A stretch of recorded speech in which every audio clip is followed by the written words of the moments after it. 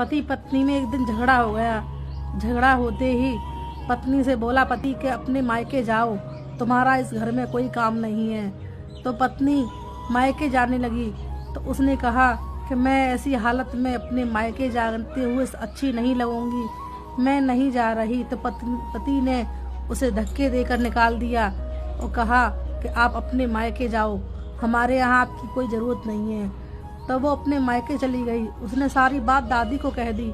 दादी को बोलती है माँ दादी ऐसा हुआ है। तो दादी ने कहा कि बेटा बच्चा होने के बाद तुम्हारे परिवार की ममता इस बच्चे में फंस जाएगी तो आपसे फिर कोई कुछ नहीं कहेगा। एक पिता की आत्मा अपने बच्चे के अंदर बहुत होती है और एक दादी की आत्मा अपने पोते पोतियों में बहुत होती है, तो फिर आपसे कोई कुछ नहीं कहेगा। पोती ने एक जवाब दिया, अगर दादी मेरे बेटी हो गई तो फिर क्या होगा, उसके साथ मेरे साथ साथ उसकी भी जिंदगी नरक हो जाएगी। दादी ने ऐसे वचन सुनकर रोने लगी। तो दादी ने कहा बेटा हर दादी और हर पिता एक से नहीं होते हैं। उनकी बात सुनकर वो अपने घर चली गई।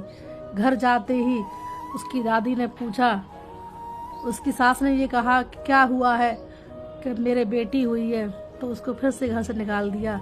उसका श्राप उसे जीने नहीं देता।